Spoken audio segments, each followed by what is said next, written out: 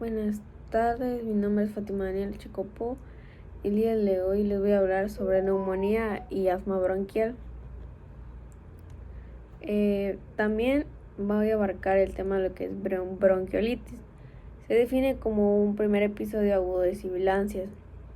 En el contexto de cuadro respiratorio, principalmente se da por origen viral y afecta a los lactantes menores de 24 meses. Principalmente es causada por el PRS en el 60 u 80% de los casos. Sin embargo, también se puede dar por la bacteria Helicobacter pneumoniae, que es el responsable del 5% de los casos de bronquiolitis. No existen casos de etiología bacteriana. Algunos factores de riesgo puede ser el ingreso hospitalario, tener hermanos mayores que compartan cuartos principalmente, asistencia a guarderías que convivan con muchos niños, exposición al humo de tabaco, lactantes menores de 3 meses, prematuros, enfermedad pulmonar crónica, cardiopatías o inmunodeprimidos. La fisiopatología. En primer lugar, tenemos que se centra en el epitelio bronquial. La lesión aparece entre las 24 y 48 horas después de la infección. Su manifestación es edema y pequeñas necrosis del epitelio, tejido muerto, también como infiltración linfocitaria sin lesionar la capa muscular.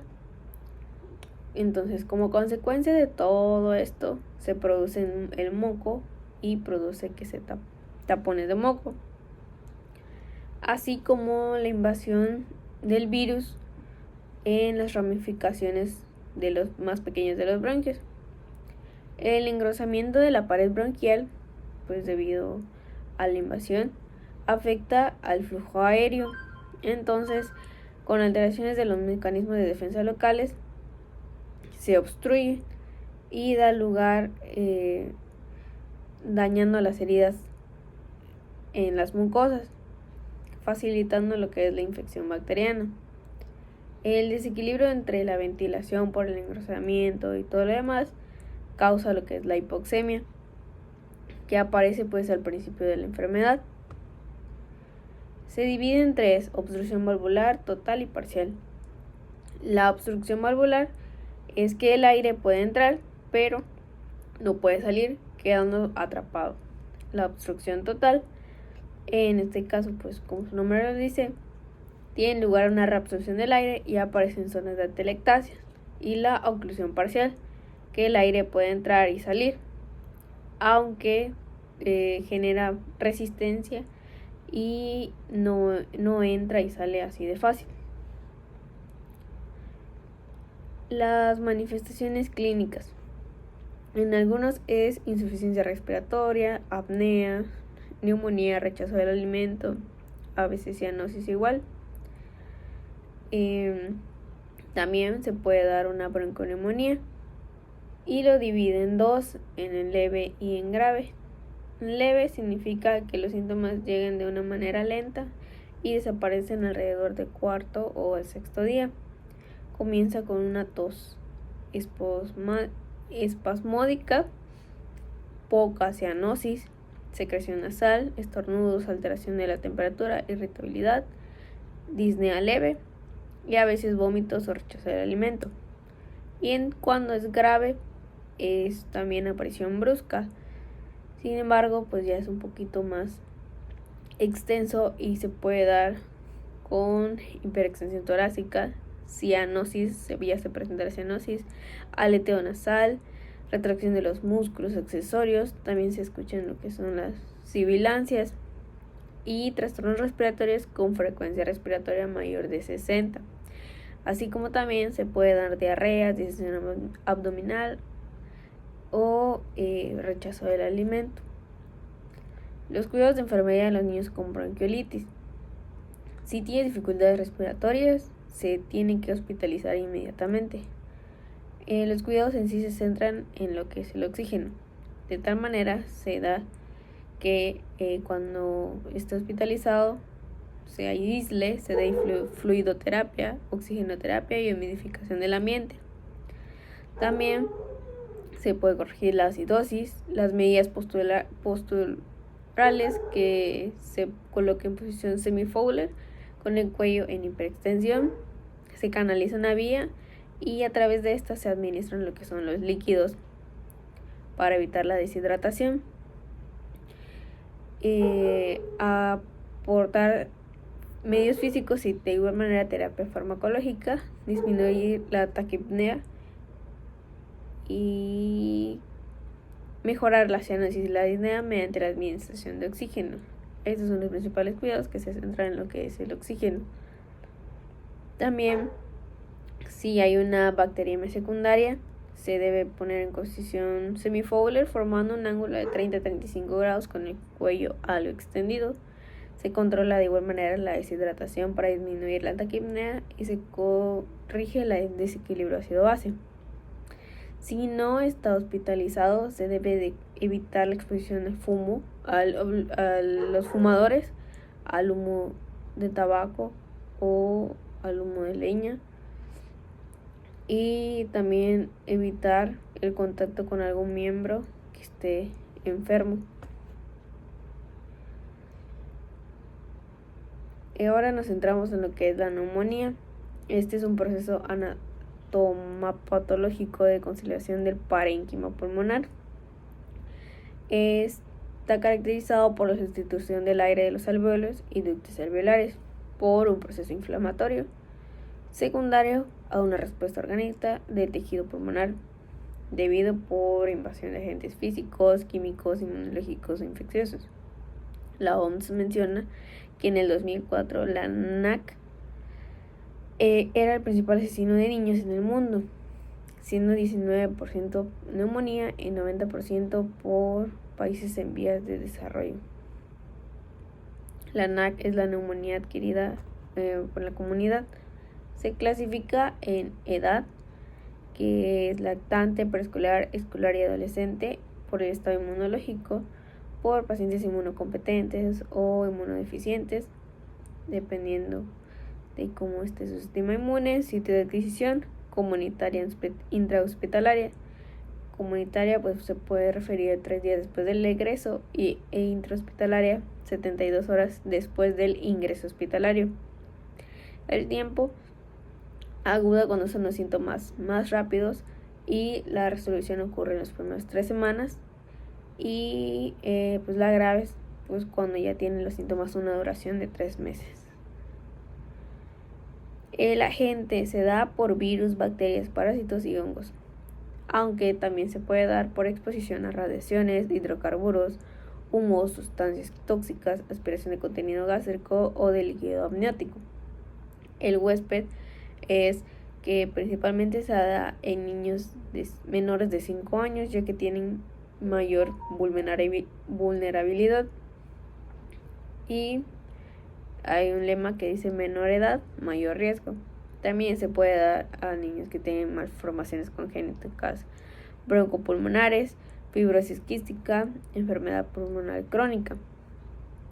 O también se puede dar cuando se expone a cambios climáticos relacionados con el frío, los cambios bruscos de temperatura, exposición de humo, de tabaco, esquemas de inmunizaciones incompletos o de pobreza. Más que nada pues por la deficiencia de conocimientos a las enfermedades. En la prevención primaria tenemos la promoción de la salud, en dado caso si vive en algún ambiente de pobreza, se da pues una educación sanitaria, se revisan medios de recreación y educación, se trata de mejorar las condiciones ambientales en las que viven, nutricionales, de vivienda y culturales.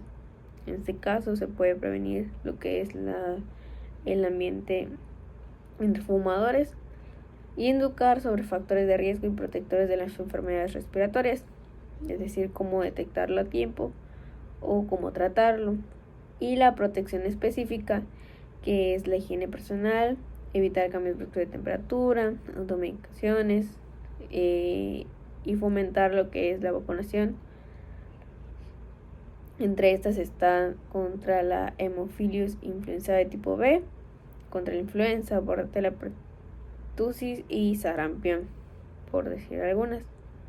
La fisiopatogenia es que después que se entra por el virus por una vía de inhalación, aspiración, diseminación linfática o hematogenia, pasa al pulmón, donde se disemina por los bronquiolos y poros de Kohn.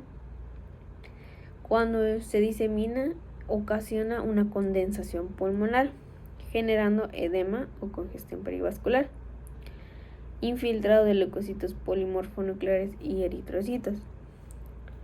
Entonces, si ocasiona una condensación pulmonar, se da lugar a una destrucción de las bacterias por los leucocitos, ocasionando abundante fibrina.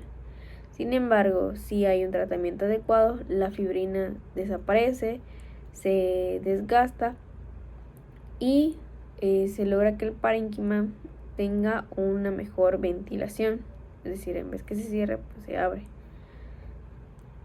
Y como menciona acá, el parénquima responde de forma variable y manifiesta diferentes lesiones histopatológicas después de, como la neumonía intersticial, lobular o bronconeumonía. Seguimos con la neumonía intersticial.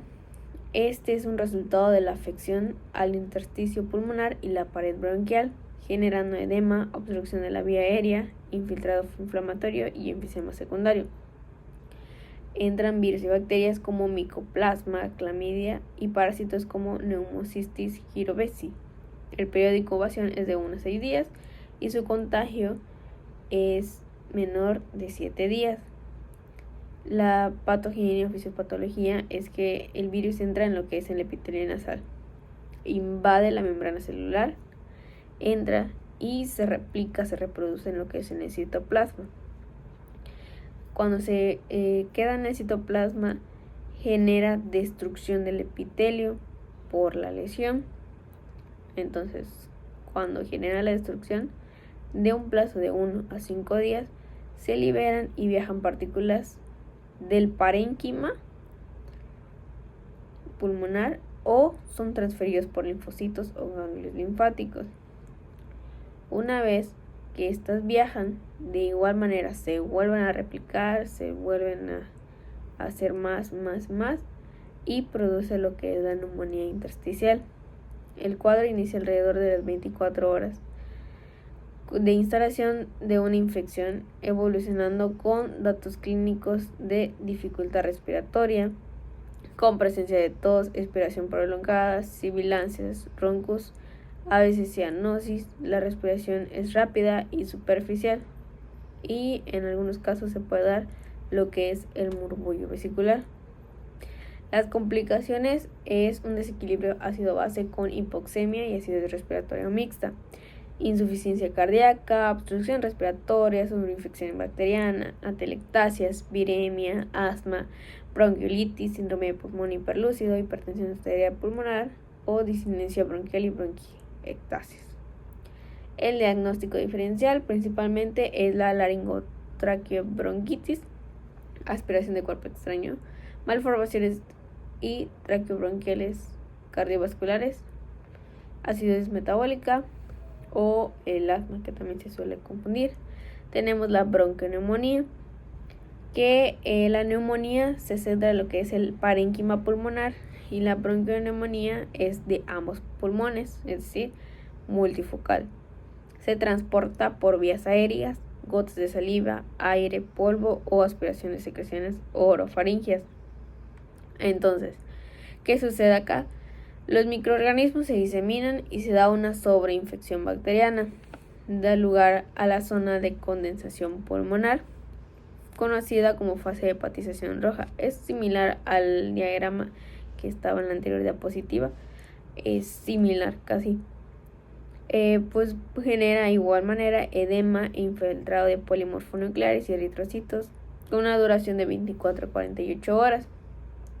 De ahí, del cuarto a quinto día, los alvéolos están llenos de leucocitos, que estos pues nos ayudan a destruir las bacterias y las matan, ¿no? Esta fase se conoce como hepatización gris. Cuando las bacterias se eliminan, las células inflamatorias y los detritos son reemplazados por tejido de granulación en la porción más central y antigua de la lesión, conocida como zona de resolución. Los agentes etiológicos dependen de acuerdo con la edad del paciente, estado de inmunocompetencia, sitio de adquisición de la infección. Y esto va relacionado con 3, que son los virus, bacterias y la intrahospitalaria. En este caso, el virus lo que ingresa es la influenza, parainfluenza, adenovirus, sincicial respiratorio, metapneumovirus, sarampión, varicela y Epstein-Barr. Las bacterianas es la listeria monocytogenes, clamidia y agentes productores del síndrome de Torch, Staphylococcus aureus e influenza. Y la intrahospitalaria, de igual manera, Staphylococcus aureus, bacterias negativas como Pseudomonas aeruginosa, Enterobacter serratia, Klebsiella pneumoniae, E. coli. Estas son algunas de las bacterias que se pueden presentar, pues dependiendo de qué se dé, de qué agente se esté presentando. La etapa clínica es la fiebre, ataque del estado general, hiporexia, tos, taquipnea, expectoración, datos de disnea, estertores finos, cianosis, síndrome pleuropulmonares de condensación. Presentando estos síntomas, signos y síntomas, se puede dar igual alguna complicación, es decir, que pues ya está más avanzado. Entre ellos está la meningitis, absceso cerebral, pericarditis, osteomielitis, insuficiencia cardíaca o sepsis o alteraciones electrolíticas. El diagnóstico. En primer lugar tenemos la historia clínica, que con factores de riesgo como protectores como lactancia materna, esquema de inmunización completo, estado nutricional adecuado, interrogatorio del tiempo de evolución del cuadro clínico y tratamientos recibidos. Es decir, hay que interrogar al paciente, pues en este caso pues los antecedentes, si todos tienen sus vacunas completas, si está bien, si está bajo de peso. También por una biometría hemática, por el PCR. Esta tiene una especificidad del 80% para infecciones bacterianas y se considera positivo mayor de 60 a través de una gasometría arterial que permite documentar insuficiencia respiratoria en casos por la gravedad. El exudado faríngeo, sangre, esputo, lavado bronquial obtenido por broncoscopía, punción, biopsia pulmonar y exudado pleural, además de otros cultivos. Los hemocultivos tienen un porcentaje de positividad que va del 2 al 70% dependiendo de las series. Y de último tenemos la radiografía de tórax. Esto solamente aplica si tiene hipoxemia o datos de dificultad respiratoria importantes, es decir, que es un diagnóstico inmediato. Algunas de las complicaciones puede ser derrame pleural, empiema, imágenes hiperlúcidas con carácter hipertensivo, necrosis pulmonar o atelectasias.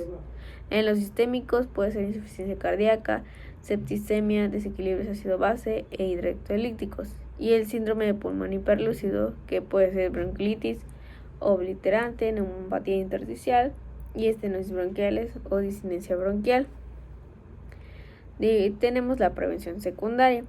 En este caso es el diagnóstico precoz, pues es como lo que ya hemos mencionado a través de cómo lo podemos diagnosticar, que es por la historia clínica, interrogatorio y exploración física, como lo vemos, si hay factores de riesgo y así. Y la biometría hemática y el tratamiento, que principalmente vamos a mantener el estado hidroelectrolítico, que el principal tratamiento es la hidratación y alimentación adecuada, para que ahí siga la permeabilidad de la nariz, nebulizaciones, y solamente se hospitaliza si es menor a 6 meses, si tiene insuficiencia respiratoria o una saturación menor del 92%. Las medidas específicas, pues es terapia respiratoria más que nada, pues en pacientes con tos productiva y expectoración. Y lo que mencionaba, que principalmente se está centrando en lo que es la hidratación, de tal manera que se aporte líquidos vía oral o intravenosa o nebulizaciones de solución fisiológica. También se debe de canalizar inmediatamente si menores de 2 meses tienen convulsiones, fiebre o desnutrición. Y de último tenemos la oxigenoterapia. De igual manera, la posición semi-Fowler. El tratamiento antibiótico. En las neumonías hospitalarias se puede usar un antiestafilococo como la cicloxacilina o la oxacilina, asociado a una cefalosporina antiseudomona. Y en dado caso de Staphylococcus aureus se indica vancomicina. O también se puede implicar lo que es el neumococo con penicilina y alternativo macrólido y cefalosporina de primera y segunda generación. Y también Staphylococcus aureus se puede dar con oxacilina o cefalosporina de primera y segunda generación o clindamicina. Y de último tenemos el asma. El asma es una inflamación crónica de las vías de los bronquios que causa episodios recurrentes de sensación de falta de aire, la disnea, picos en el pecho con la respiración, las sibilancias, tos y sensación de presión en el pecho, y se da mayormente en los pediátricos. La obstrucción al flujo aéreo depende del grado de inflamación y en la mayoría de los casos es reversible con broncodilatadores. Las sibilancias transitorias precoces es que inician en el primer año de vida y desaparecen alrededor de los 3 a los 5 años. Se desempeñan principalmente por infecciones víricas. Las sibilancias persistentes no atópicas que persisten toda la edad pediátrica, sin embargo, desaparecen en la preadolescencia. Y las sibilancias asociadas a atopía es igual manera, se puede iniciar en cualquier momento pediátrico y persiste hasta la edad adulta. El tipo de asma según su gravedad pues es el asma leve, moderada y grave. El leve puede ser disnea de movimiento, se puede sentir agitado, la coloración es normal, a veces puede presentar una frecuencia respiratoria alta o frecuencia cardíaca alta igual. En el asma moderado es disnea, dificultad para comer, posición sentado, agitación y llanto, lenguaje con frases cortas, sensorio normal o palidez, también una frecuencia respiratoria alta. Y de último tenemos un asma grave que es disnea, que no quiere comer para nada, se agita muy rápido, él no habla, los movimientos sensoriales están disminuidos y se presenta cianosis. Las pruebas de función pulmonar, que es la espirometría y la flujometría, determina el flujo que puede expulsar el pulmón, valora la capacidad vital del volumen corriente y la capacidad inspiratoria. La tasa de flujo máximo es la mitad de la expiración y el descenso entre el 25 y 75% del volumen expirado forzado. Y la flujometría mide el flujo expiratorio máximo que se puede obtener durante una expiración. Se mide en litros por minuto y establece la gravedad de los procesos asmáticos conociendo el grado de obstrucción. Es decir, la espirometría pues es dependiendo de en un tiempo y la flujometría es por una expiración. Después tenemos los niños pequeños no colaboradores y los niños colaboradores. En niños pequeños no colaboradores más que nada se centra pues en los factores de riesgo o su principal diagnóstico, que es a través de los signos y síntomas, y los niños colaboradores, que en este caso se puede detectar el test de carrera libre y el test de variabilidad, que esto principalmente se hace dependiendo si los signos y síntomas son graves o varían. Terapia de emergencia se puede hacer adrenalina, hidrocortisona, hipatropio, metiprednisolona, prednisolona, salbutamol, sulfato de magnesio, terbatalina y el oxígeno. Pues adrenalina es subcutánea, 0.1 miligramos sobre kilogramo. La hidrocortisona es endovenosa, entre 3 y 6 miligramos sobre kilogramo. Y si es intramuscular es entre 3 y 6 miligramos sobre kilogramo. Hipatropio, inhalación de 20 a 40 gotas. Se puede mezclar con beta-agonistas. Metiprenisolona es intramuscular o endovenosa de 1 a 2 miligramos sobre kilogramo cada 6 horas. La prednisolona son comprimidos, 2 miligramos sobre kilogramo es vía oral, y la salbutamol, que es una inhalación de 0.1 a 0.3 miligramos sobre kilogramo, aumentar en adolescentes, esto más adelante lo vamos a ver. Y el sulfato de magnesio, que es endovenosa de 50 a 75 miligramos diluido y lento, repetir cada 6 horas.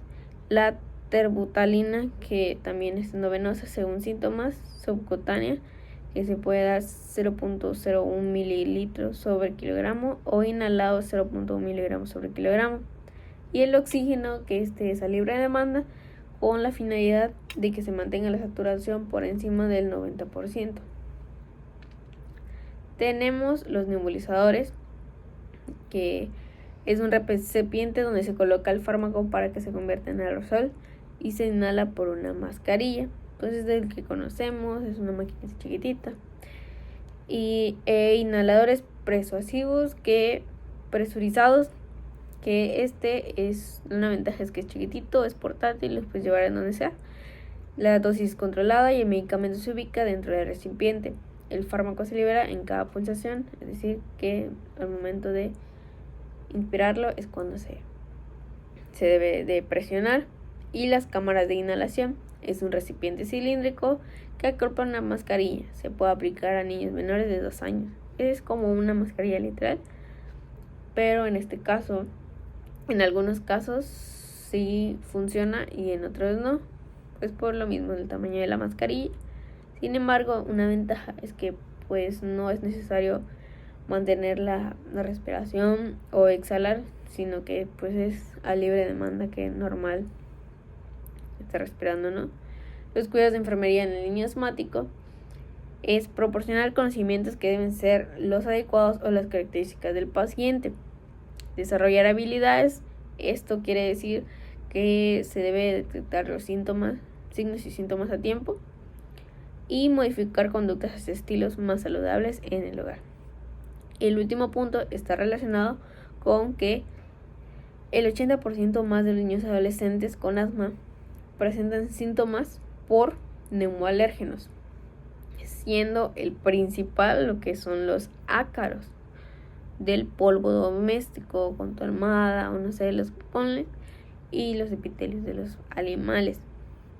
Entonces, relacionado a esto, si el principal factor predominante es por los ácaros, la medida terapéutica de primera línea viene siendo la evitación de estos, reduciendo la carga de alérgenos presentes principalmente en el hogar. ¿Cómo lo vamos a reducir? Pues con una limpieza general en húmeda y reducción de objetos acumuladores de polvo, no tener animales en compañía en los que el niño pues tenga cierta sensibilidad, fundas y colchón de almohadas principalmente, pues porque hay que protegerlo siempre. No fumar ni en el hogar ni en el entorno, pues esto pues hace mal el humo de tabaco. Y de último nos mencionaba igual que una manera de prevenir lo que es el asma es a través de la lactancia materna. Los tipos de asma es asma intermitente leve, persistente leve y otros dos más, que esto va relacionado con la tablita que les había mencionado. Algunos síntomas es que en intermitente leve son menos de 2 veces por semana. Hay crisis breves de asma, intensidad variable, síntomas nocturnos menos de 2 veces por semana. El alivio inmediato, pues en todos los tipos de asma es los broncodilatadores de acción rápida o inhalación de agonistas. El asma persistente leve es más de 2 veces por semana, es la diferencia de la intermitente leve. Hay una afectación de la actividad, síntomas nocturnos más de 2 veces al mes. Y el alivio, pues de igual manera, son broncodilatadores de acción inmediata o agonistas. En educación y enseñanza, considero que los principales es enseñar técnicas para la utilización de inhaladores, conocer los datos básicos del asma, conocimiento de los fármacos y principalmente detectar los signos y síntomas de alarma. Seguimos con lo que es el asma